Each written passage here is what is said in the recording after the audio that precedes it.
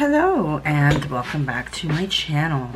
Today we are going to be breaking down Totally Killer, which was filmed in 2023. Let me just say, this is a long time coming. I have been trying to get this movie out, reaction, breakdown, whatever, for months. So I'm really excited and hopeful that it makes it up this time. So jumping right in. Also, I do have some afterthoughts that I do want to mention here, okay? So just bear that in mind. I don't have a character breakdown this time either, because this movie's a lot, so you'll catch on. Plus, by now I'm sure you've seen it, so it's all good. Anyways.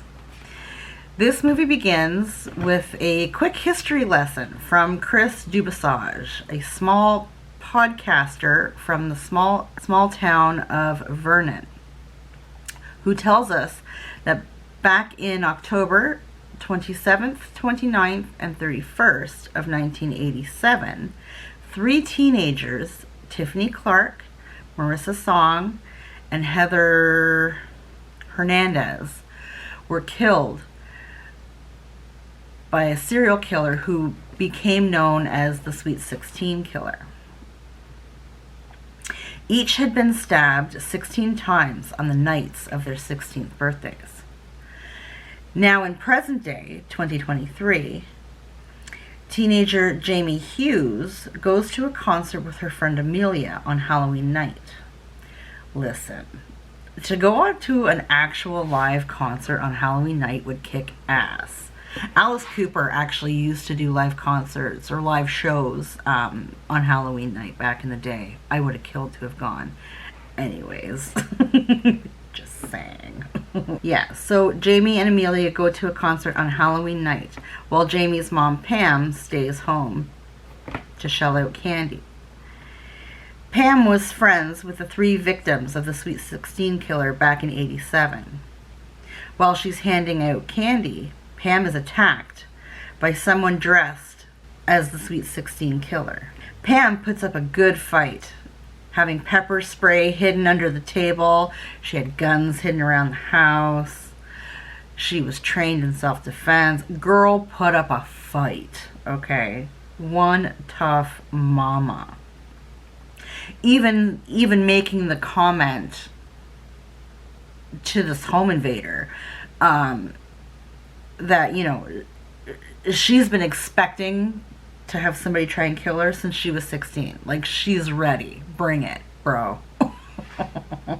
Despite her bravery and readiness, Pam is overpowered and killed. As Pam's daughter Jamie grieves the loss of her mom, she helps Amelia finish her science fair project, a time machine. Jamie is approached by the podcaster Chris Dubasage, I hope I'm saying his last name right, who tells her that her mom had received a note from the killer years back that she had kept, which read, "You're next one day." At night, Jamie is chased by the killer and hides in the time machine, which activates when the killer stabs part of it and sends her back to 1987. Now, when she's attacked, she's gone back to the... It's like an old amusement park. And that's where the science fair is held. And Amelia is making this time machine out of like an old photo booth.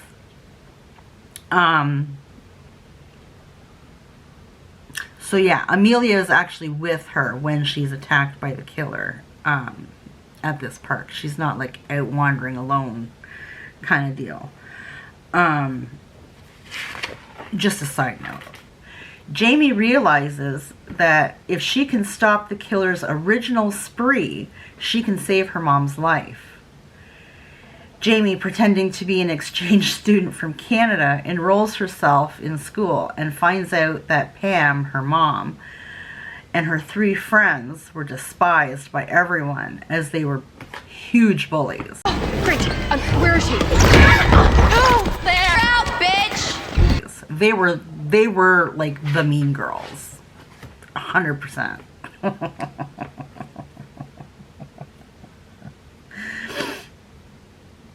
And it's so funny, I'll put in here, probably later, but I just have to mention it's so funny.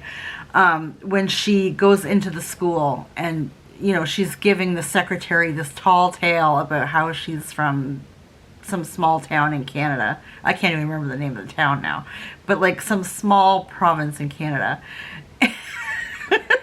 Expecting, you know, questions and whatever, and the lady's just like, yeah, and your name, and here's your schedule, like go to class, get out of my face, I'm reading my book, what are you doing?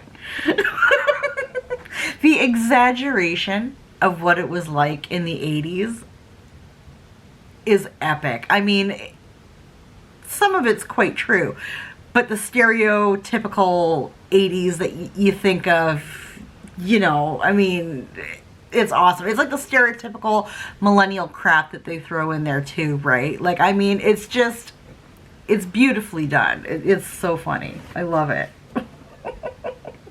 We will talk more about it later. Jamie convinces Amelia's mom, Lauren, and another teenager named Doug, who is the present-day principal, okay, to help her out. Jamie manages to get into a party hosted by Tiffany. However, she is unable to stop Tiffany's murder. Jamie uses the trauma to bond with Pam and manages to get in the group and convince them all to leave for the weekend. So what I mean by that is, it's one of the girls' birthdays. I can't remember which girl it was. Marissa? Yeah, it's Marissa's birthday weekend. So they want to go to like a cabin in the woods kind of deal, and, you know, party. And Jamie tries so hard to convince them to go to like the city, and Marissa's like, yeah, we'll go to my condo. Like, it's so funny. This backfires though, and they end up at a cabin where Marissa gets killed in the original timeline. Jamie works so hard to protect Marissa, and she does. She works so, oh my God. But I mean, you know, the kids are in the hot tub, they're getting drunk, they're getting high, they're, you know, hooking up with each other. Like, it's just, it's a bunch of teenagers who have no adult supervision. It's the 80s, and they're having the time of their lives, okay? Killer on the loose be damned, right? But Heather gets murdered in her place, throwing off the entire timeline. And it's brutal. I mean, wow. And Pam puts up a fight, and her dad, I can't remember his name in the movie, I never wrote it down, but her dad, like teenage dad, puts up a big fight, and I mean, they try so hard. They try so hard.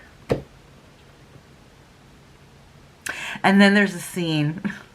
We'll talk after. Oh my goodness, this movie is absolutely hilarious.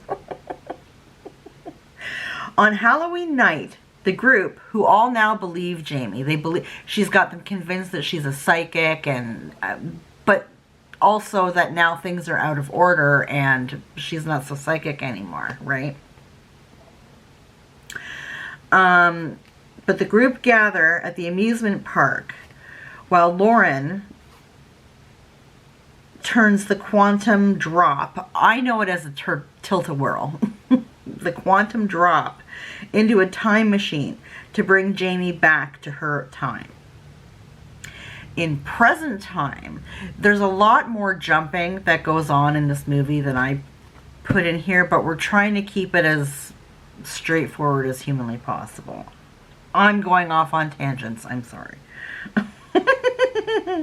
In the present time, Chris helps Amelia fix the time machine as they realize the timeline is changing. So as things are happening, like when, I believe it's when, I don't know, something happens and they walk by like young Chris and he's like, oh, I just saw this and I just remembered it. And so things are happening. Amelia's finding things in old photographs that are telling them that history is changing. Back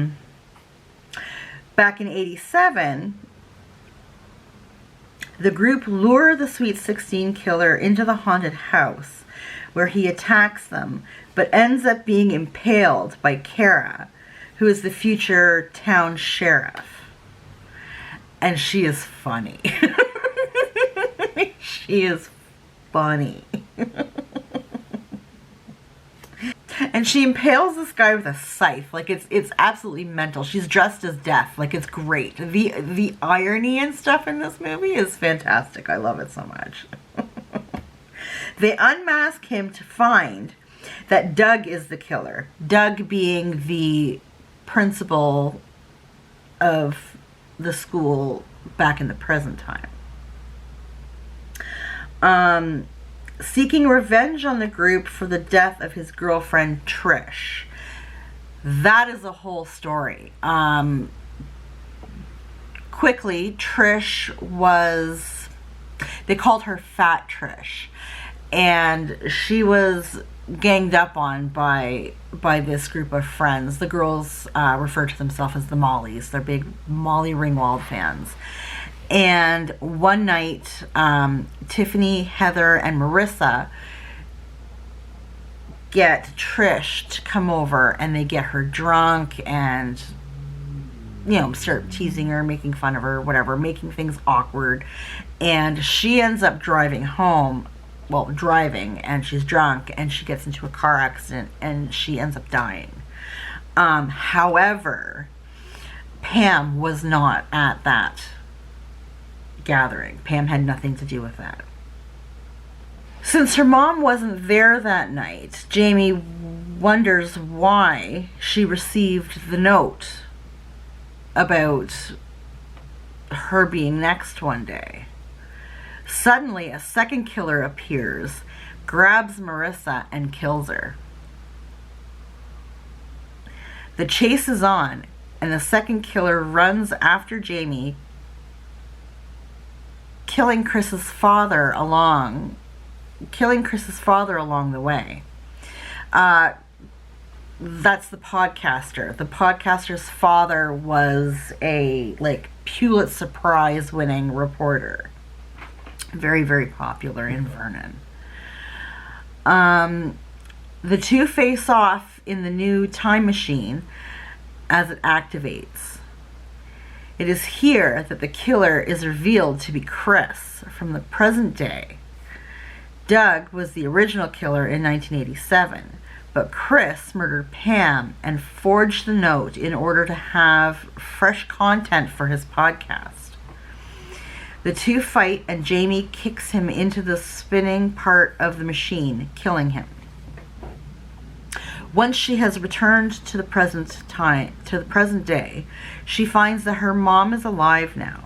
However, Jamie's intervention in the past has resulted in a slightly different future, where her parents got together much sooner. Yeah. As a consequence, she now has an older brother named Jamie, and her name is now Colette. Lauren gives her a notebook explaining all that's changed. Lauren and Pam have become best friends. Randy, her old coach, is now the principal. The coach is hilarious. We'll talk about him in a second. The coach is now the principal. Kara became chief of police.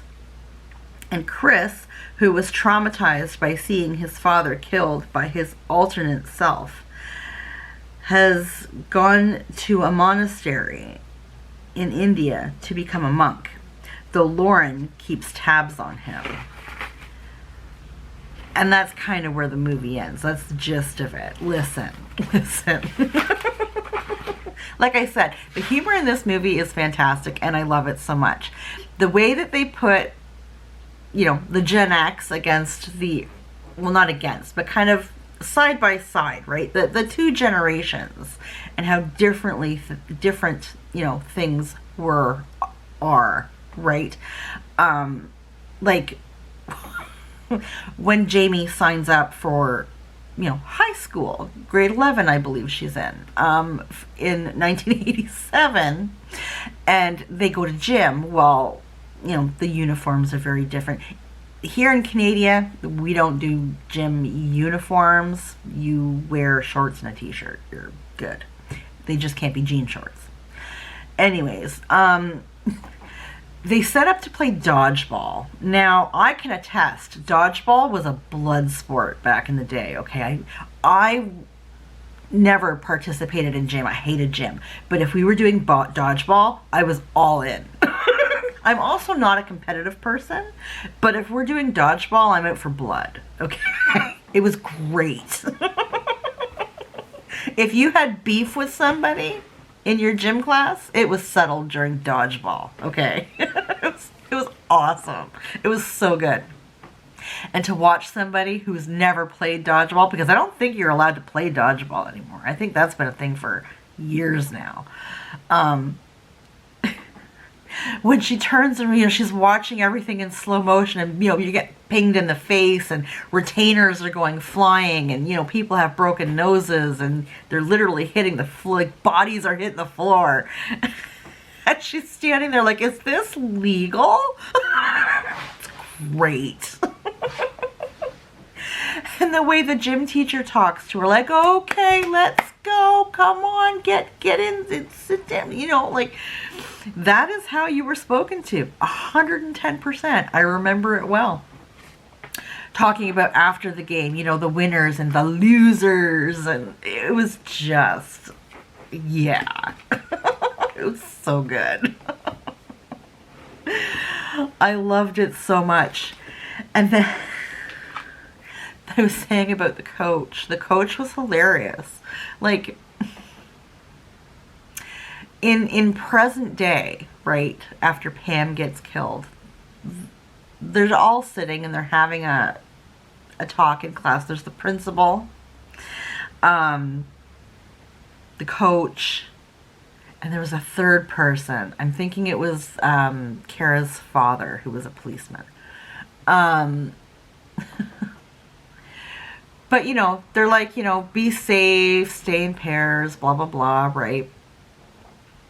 And then, hands it over to the coach to give his, how to stay safe and protect yourself and whatever. And he's like, the best way is to run and, to stay safe and avoid the knife. And he makes a rhyme out of it. It's hilarious. And he's like, go whatever their baseball, football, whatever team is, right? I guess it's the States. What's big in the States? I think it's football, right?